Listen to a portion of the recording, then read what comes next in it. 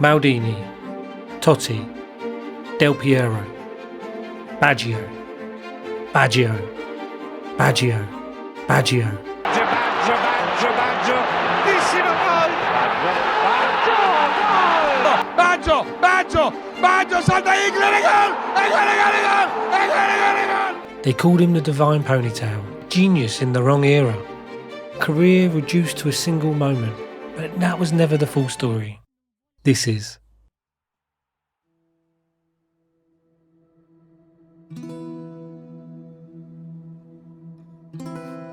Let's start from the beginning. As a boy from Caledonia, signed for Vicenza at 13, bringing him into the youth system, Baggio rewrote the youth records. By 15, he was already in the senior side. At 16, he made his professional debut in Serie A C. The breakthrough came in the 84-85 season.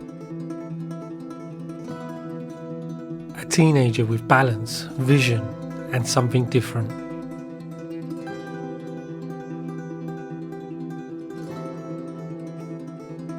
In his first full season, he had 12 goals in 29 matches. Promotion to Serie A B. Suddenly, Juventus and Fiorentina were circling. Comparisons to his idol, Zico, followed. Fiorentina won the race, 1.5 million for an 18-year-old from the lower leagues, just a year after Maradona had broken the world record at 5 million.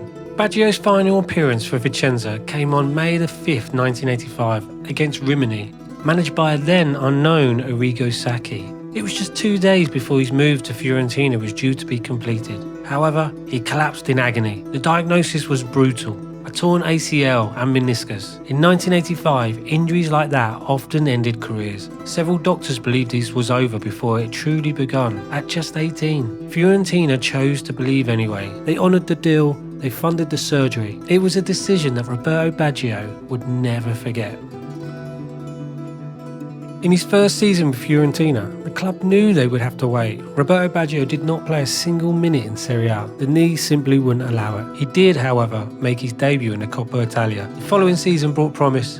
Baggio made his European debut on the 17th of September 1986 against Boavista in the UEFA Cup. 4 days later, he finally stepped onto the Serie A stage. It felt like the beginning of something special. But just 7 days later, his knee failed again. Another tear. Another operation, another reconstruction. This time, the toll was visible.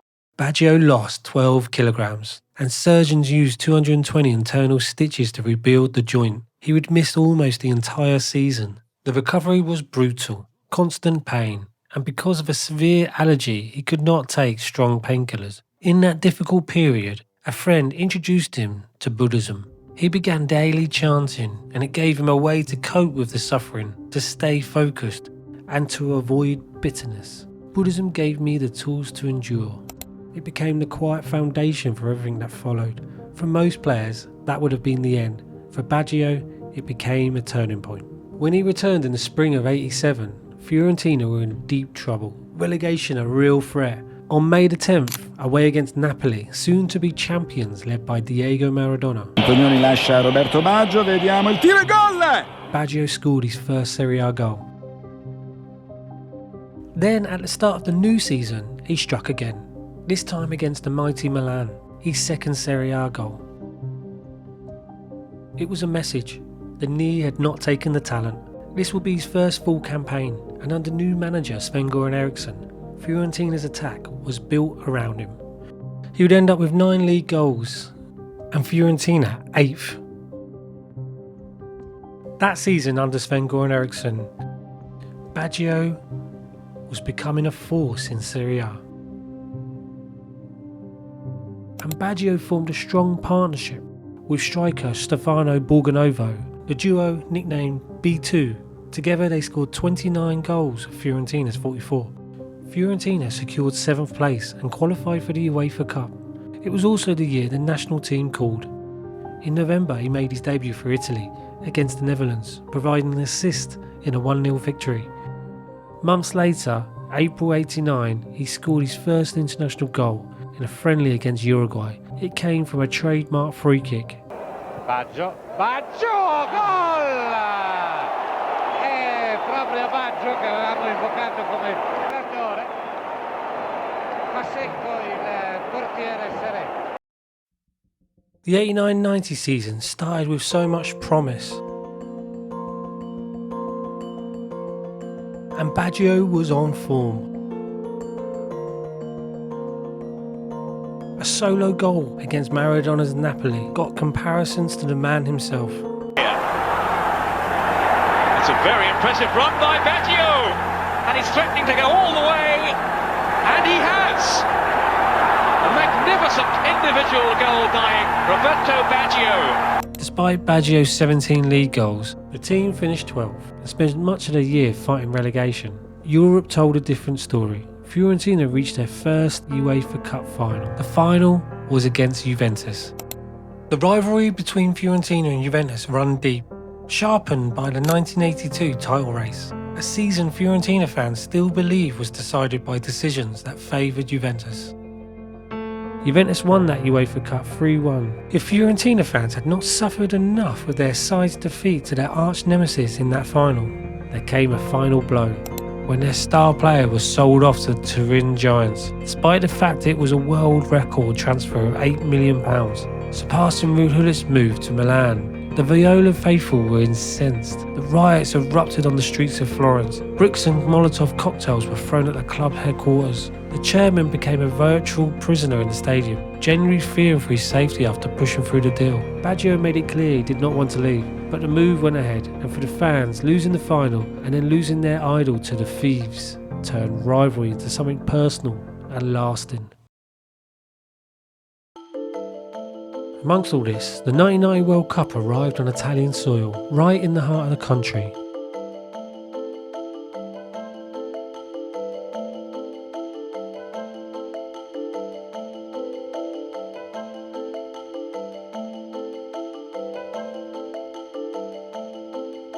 The Azzurri were loaded with attacking options, 6 recognised forwards: Vialli, Mancini, Schillaci, Carnevali, Serena and Baggio. Despite his talent, Baggio was not selected for the opening 2 matches. It wasn't until the third game, against Czechoslovakia, that he was finally given his chance, starting alongside his new Juventus teammate, Toto Schillaci.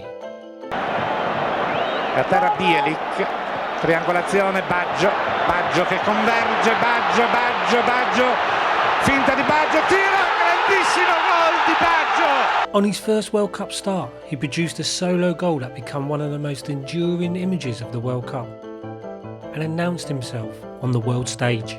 He went on to play important roles in Italy's knockout victories over Uruguay and Ireland, influenced play in both matches, though goals he did score in both matches were ruled out. Still, his influence was undeniable. Then came the semi-final. In a decision that remained controversial, Vicini left Baggio out of the starting lineup against Argentina. Vicini told me I looked tired, but I was only 23 and I would have given anything to start that match. The admission surprised many. Italy took the lead, however, through Schillaci. Good save, and then in again, it's that man again! Argentina equalised, and in extra time, Baggio, subbed on, hit the bar. Baggio! Good save!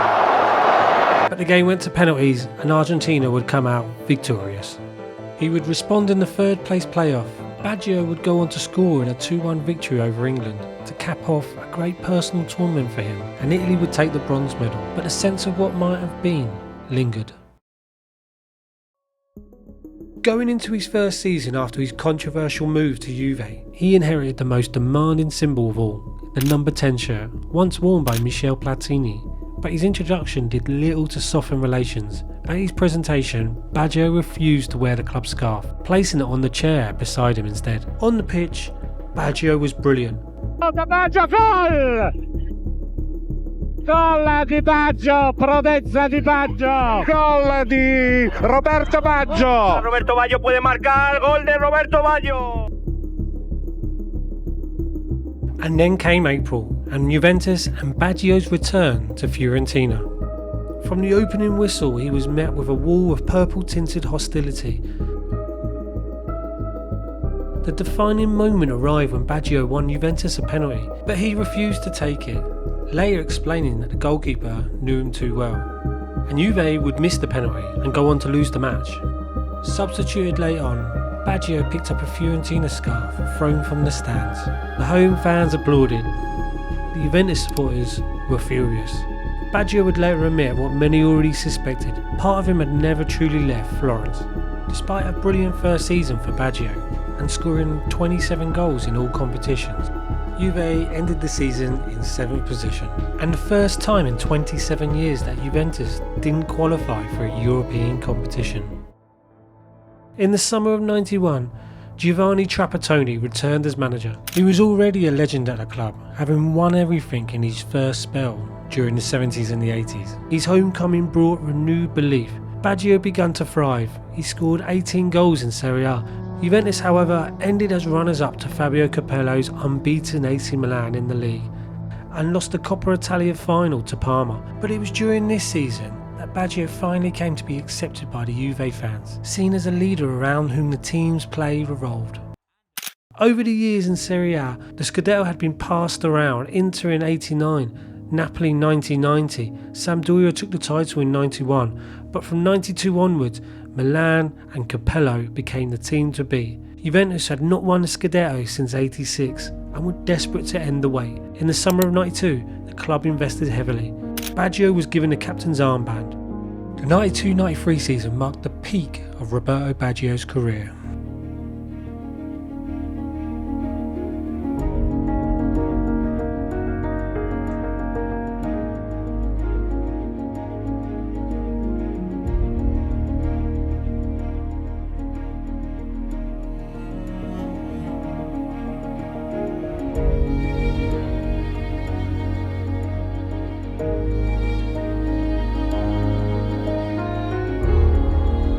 However, they were inconsistent in the league and finished a disappointing 4th.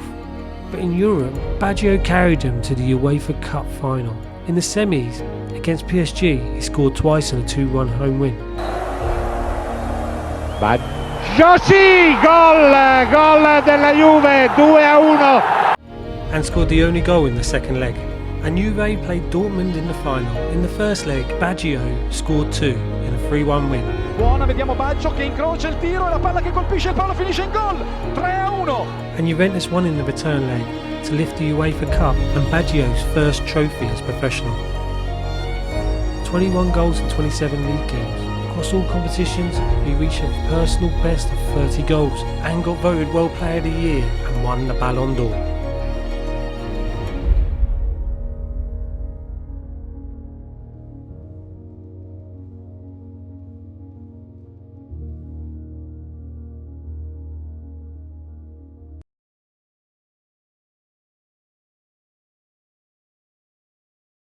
Baggio continued where he left off in the following season.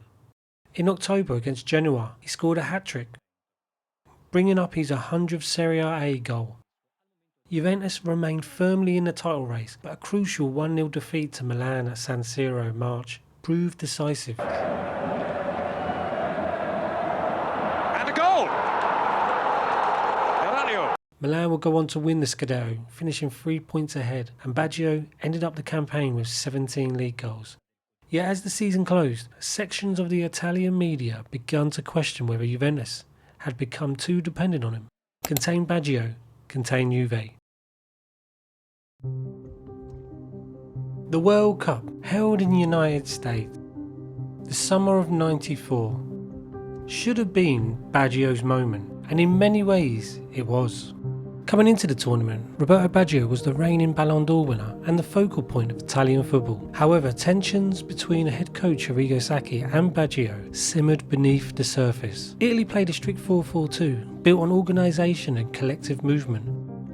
He had carried Italy through qualification, scoring 5 goals and providing much of their attacking spark. Time and time again, when Italy needed something different, it was Baggio who provided it. But Sacchi was never entirely comfortable giving him complete freedom to roam and dictate play. The Azzurri started badly in the tournament, losing their opener against Ireland, and in the second match against Norway, goalkeeper Gianluca Paoluca was sent off for handling the ball outside the area. Luca Marchigiani was brought in to replace him, and Arrigo Sacchi decided to sacrifice Baggio. Well, it's a most incredible decision, John. He's taken Roberto Baggio off. Italy won the match 1-0. But the next morning, the result barely mattered. The newspapers fixated on one moment. Baggio substituted and was caught saying, "Sacchi's crazy."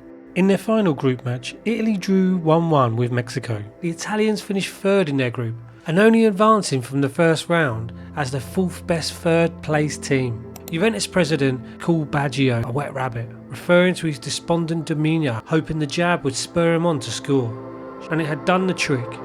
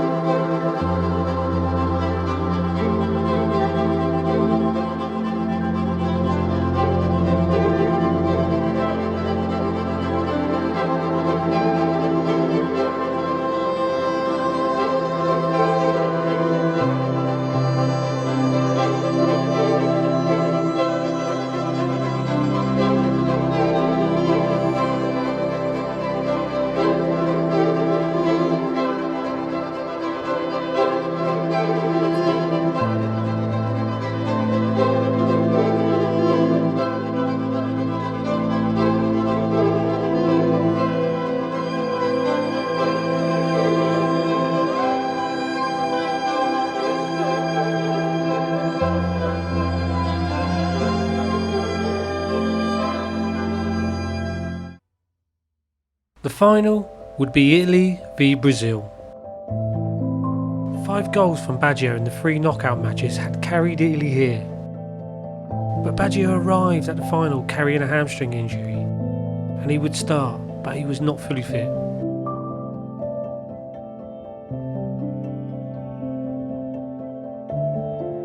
The heat, the tension, the weight of it all, the match drifted, scoreless. 90 minutes passed, then extra time. Penalties would decide the World Cup.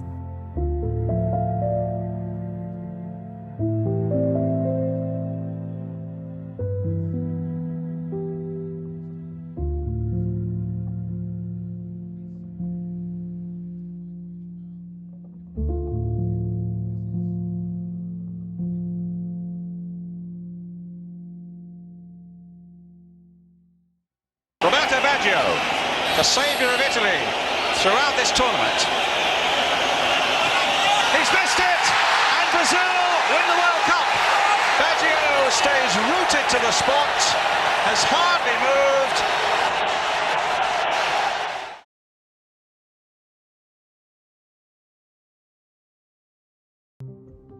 Baggio came back to Juventus as a different club, a restructure at board level, and Trapattoni leaving as manager. Trapattoni's replacement, Marcello Lippi. Lippi wanted to create a more cohesive team, less dependent on Baggio. With Marcello Lippi's tactical reshuffle to a 4-3-3, Roberto Baggio and Juventus started the season well. And in game week 8 against reigning champions AC Milan, he scored the winner. That ball in either for Baggio!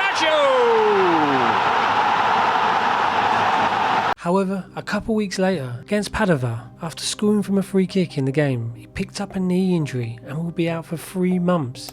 In his absence, a young Alessandro Del Piero was given his chance, and a week later, he scored one of the goals of the season, as Juve came back from 2-0 down against Fiorentina, and a new star was born. Baggio was back in March after a 3-month injury, and scored some vital and magical goals, one of them being in the semi-finals UEFA Cup against Dortmund. But by May, Juventus' season would be defined by one opponent, Parma. In the space of weeks, they would meet 5 times. They would lose to them in the UEFA Cup final in a 2-legged affair, but then came the decisive moment in the league campaign. On the 21st of May 95, Juventus faced Parma in Turin in the Scudetto deciding match. Juventus won 4-0, with Roberto Baggio producing a brilliant performance, assisting 3 of the 4 goals. The result secured Juventus' first league title in 9 years.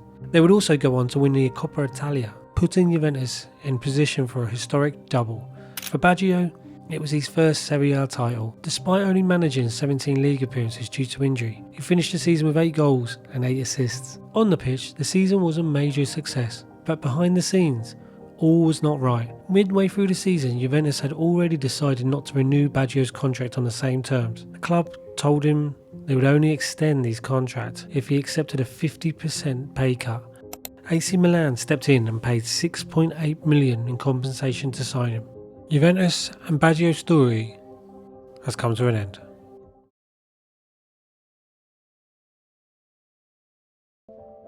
Milan were looking to reclaim the title and along with Baggio signed the Liberian George Weah.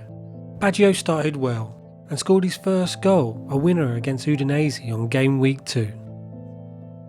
He struck up a great relationship with George Weah and Dejan Savicevic. However, tension steadily grew between the player and the manager. Capello believed Baggio was no longer physically capable of completing full matches, and although Baggio frequently started, he was regularly withdrawn in the second half. Over the course of the season, he completed only 9 matches in the entirety and was substituted 17 times and came off the bench twice, an arrangement that frustrated him deeply. He did, however, still provide the most assists in the league with 12 and scored 7 goals. AC Milan comfortably won the title and Baggio's second Scudetto in 2 years. That frustration, though, would only intensify the following season, particularly as Capello's departure and the arrival of Oscar Tabarez.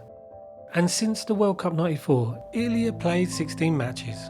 Baggio was unavailable for 2 through injury, but featured in the remaining games just 2, as the rift between Baggio and Sacchi widened. Sacchi ultimately omitted him from the Euro 96 squad, citing fitness and tactical issues. But Baggio believed the relationship had changed after 94, and Italy failed to get out of the group. Sacchi would ultimately lose his job. With the Uruguayan now as manager of AC Milan, Baggio was initially left out of the first team, with the former commenting there is no place for poets in modern football. Baggio was later able to convince Tabarez of his abilities and earn himself a spot in the first team and play in the Champions League for the first time. However, results were not good enough and Tabarez was sacked in December. Arrigo Sacchi was called in as replacement. Although their relationship had initially improved, Sacchi gave Baggio limited playing time and he soon fell out of form, along with the rest of the squad. Milan finished a disappointing 11th with some humiliating defeats along the way, a 6-1 home defeat against Juventus and a 3-1 defeat the following week to Inter. It was a season to forget. In 97, Capello returned to Milan, subsequently stating Baggio was not part of his plans with the club. Baggio chose to move to Parma, but the manager at the time, Carlo Ancelotti, impeded the transfer, as he also did not feel Baggio would fit into his tactical plans, and Baggio was becoming a talent in the wrong era. Ancelotti would later state he regretted that decision. He felt that at that time, creative players such as Gianfranco Zola and Baggio were not compatible with his system. Baggio subsequently transferred to Bologna, aiming to save the squad from relegation and earn a place for the World Cup 1998. Bologna offered something different. Baggio cut off his iconic ponytail, signifying his rebirth, and finally unshackled from systems built without him.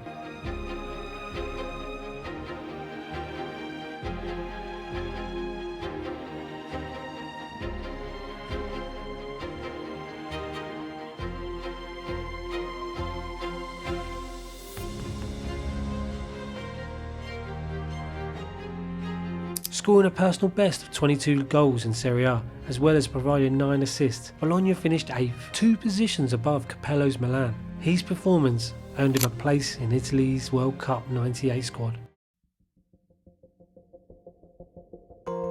Manager Cesare Maldini entered the tournament with a clear attacking plan. Christian Vieri would lead the line, and Alessandro Del Piero, seen as the future of Italian football, expected to start alongside him. At 31, Baggio was no longer the automatic choice, but an experienced option capable of changing games from the bench. However, Del Piero arrived short of full fitness after injury, and Baggio was handed the start in Italy's opening match against Chile. And it would be him that sets up Christian Vieri for the first goal for Italy to take the lead. However, 2 goals from Marcelo Salas turned the game on its head, giving Chile a 2-1 lead and silencing the Italian support. Late on, Italy forced the issue. Baggio won a penalty, and for a moment, he paused. 4 years earlier, the world had watched him miss.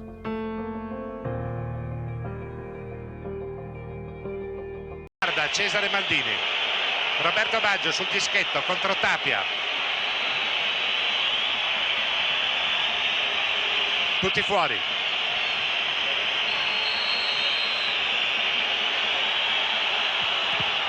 Sì! This time he kept it low, this time he scored. The game ended 2-2. In the second game he started and assisted the first goal in a 3-0 win against Cameroon.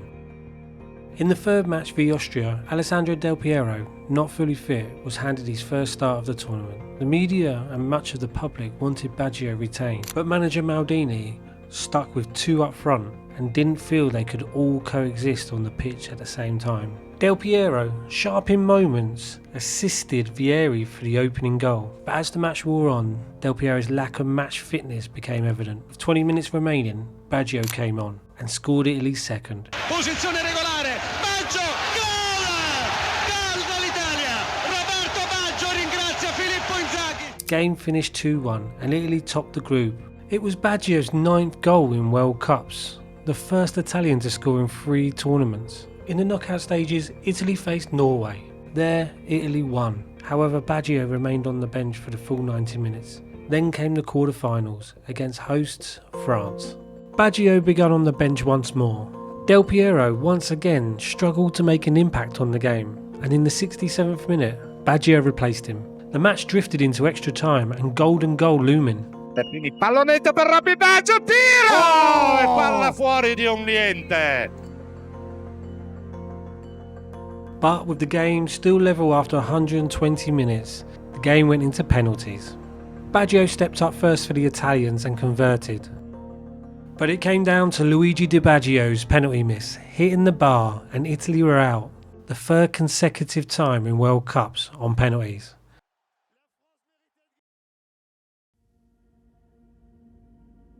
After the World Cup, Roberto Baggio signed for his favourite childhood club, Inter Milan, seeking Champions League football and a new challenge. Early injuries disrupted his rhythm and delayed his settling into the side, limiting his starts during the opening months of the season. But in November, against reigning Champions League holders Real Madrid, Baggio was introduced with 25 minutes remaining. Attenzione Baggio, Baggio il tiro, e gol, e gol, e gol, e gol, e gol, e gol, e gol, e gol. Palla buona Baggio, solo, Baggio, Baggio, Baggio salta Igler, e gol, e gol, e gol, e gol, e gol, e gol, e gol, e gol, e gol, e gol, e gol, e gol, e gol, e vi voglio. A reminder that even in limited minutes, he could still influence the biggest matches. The result, however, failed to stabilise the club. Luigi Simone was dismissed only 5 days later, and Inter passed through multiple manager changes as the season progressed. Despite the instability, the club topped their Champions League group and reached the quarter-finals, where they were eliminated by champions-to-be Manchester United. In Serie A, form deteriorated sharply. From February onwards, Inter won just 3 of the final 14 league matches, though there was a dramatic, memorable match against Roma where Baggio assisted 3 goals in a 5-4 victory. However, that could not alter the overall direction of the campaign. Inter finished 8th, a dismal season. Inter brought in Marcello Lippi, Baggio's former manager at Juventus. He would inherit one of the most explosive attacks in Italian history. Ronaldo, Baggio, new signing Vieri, Ivan Zamorano and Recoba. But Baggio's relationship with Lippi was already strained. The cracks had shown in the final year at Juventus. According to Baggio, him and Lippi had a meeting before the season started, which Lippi made promises that there would be room for him in the starting lineup. It would be him or Recoba in that final number 10 position, with Vieri and Ronaldo as the main strikers. I didn't ask for him for any special treatment in the future. I just wanted to play. Lippi's promise didn't last long. Lippi had heard of a toxic atmosphere in the dressing room before his arrival, and as a newcomer, wanted to know who the influential figures were. Lippi asked Baggio to report anything he heard in the dressing room directly to him, making him become a mole behind the scenes. And Baggio, who was always a player's player, immediately refused. Lippi, now desperately backtracking, accused Baggio of misinterpreting what he said, but it was too late. As the season started, Baggio was either in the stands or on the bench. He didn't get onto the pitch until the end of September and only played 111 minutes of competitive football by the winter break. He angered Lippi further by stating he hadn't kept his promises by giving him a chance. Lippi retorted that Baggio was indeed correct on the statement, only due to Baggio being in poor physical condition. Inter, at the assistance of Lippi, tried to offload him to any clubs in January window. Liverpool, Arsenal, Rangers, Spurs and Galatasaray were all interested. Baggio stubbornly remained. Still, the desire of representing his country in the Euro 2000s burnt bright, and he wasn't going to give it up. Moreover, he wasn't going to let Lippi win. If further evidence was needed how much Lippi didn't want to rely on Baggio, it could be found in the away game against Verona. In the January transfer window, Inter signed a young Adrian Mutu, and he got the nod up front alongside Recoba, as Vieri and Ronaldo were both injured. Verona started the game strongly and took the lead, with Inter on the periphery of the title challenge and desperately trying to hang on to the coattails of Juventus, Lazio and Roma. Lippi replaced Zanetti for Baggio, and instantly plays a part in Recoba's equaliser 3 minutes after half time. And in the 78th minute, Recoba's cross and Baggio dispatched to take the lead. Baggio wheeled away in celebration, kicked the advertising board in frustration. It was his first goal of the season and turned the game around. Lippi reluctantly started him in the next league match against Roma, and once again he was instrumental. After beating the rivals Milan in a derby in early March, Inter were now within 7 points. Baggio was then restored to his regular place on the bench, as Inter's title aspirations crumbled as they went on a 6-game winless run. As the league season finished, Inter and Parma finished the season level on points for the Champions League spot. A playoff game was scheduled in Verona. Before the match, President Moratti offered Baggio to extend his contract. Baggio, in no uncertain terms, replied that as long as Lippi remained at the club, he wouldn't. He couldn't possibly endure another season under him. Moratti responded that if Inter lost the playoff against Parma, he'd be gone. With Ronaldo rushed back to play in the Coppa Italia final and injuring his knee once more, Lippi reluctantly started Baggio in the playoff game. Zamorano molto forte di testa, attenzione! Bravo! Opera poi questo traversone sul quale c'è il sinistro! Grande gol di Roberto Baggio dopo il colpo. The game ended 3-1. Inter were in the Champions League, and as the full-time whistle went, a mixture of players, photographers and media all swarmed Baggio. It was a bittersweet moment because he knew his sublime performance had just saved Lippi's job and sealed his own exit from Inter.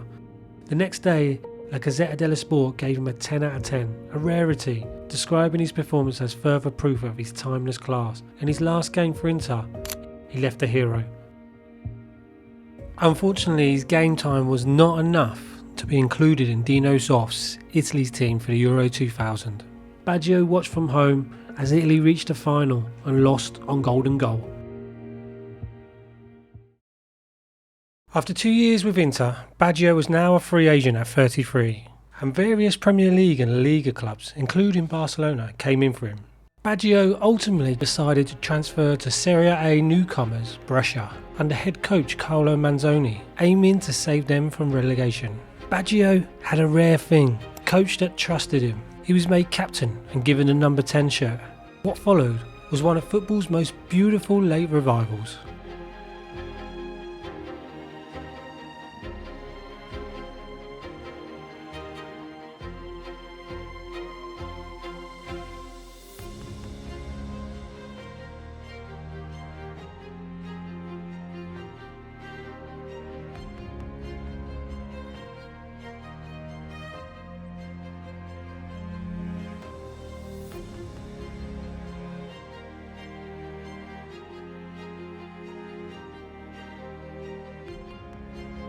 Baggio scored 10 goals that season and assisted 10. A newly promoted Brescia finished 8th place, qualified for the UEFA Intertoto Cup, and in which they reached the final against PSG, and although Baggio scored from the penalty spot, they lost on away goals. Baggio was nominated in the Ballon d'Or list and finished 25th. In the start of the 01-02 season, Baggio scored 8 goals in his first 8 matches. However, in that 8th game, he picked up an injury, another knee injury, which would rule him out for 3 months. Before his return, he met with Trapattoni, who was then Italy manager, was told if he's fit, then he's in for the World Cup squad in Japan and Korea 02. But fates were against him, as he suffered a second serious injury that season, tearing his meniscus in his left knee, after returning to the team, coming off the bench in the Coppa Italia semi-final against Parma. Operated on a few days later, and was advised he'd be out for 6 months. Baggio was back in 76 days. Remarkable feat. At 35, with a career shaped by knee injuries, the timeline made little sense, yet there he was, and returned for the final 3 matches before the end of the season. In his first match after returning, against Fiorentina, Brescia was staring at relegation and needed a result. With 20 minutes remaining, Baggio entered the game. Il tiro di Toni, la parata ancora Toni per Baggio, Baggio, solo, gol! Roberto Baggio! He scored twice in a 3-0 victory. The following game was a defeat to Juventus, which meant the final match of the season against Bologna became decisive. Brescia had to win. This time, Baggio started and scored again in another 3-0 victory. Brescia was saved, and Baggio's return bordered on the improbable. It was a comeback that defied logic, and bringing his season tally to 11 goals in 12 matches. Despite Baggio's performance and public demand, Giovanni Trapattoni did not deem him fully fit, prompting the coach to leave Baggio out of the final squad for the 2002 World Cup. For Baggio, it was the final betrayal. Not from his body, not from fate, but from a coach who moved the goalposts once again.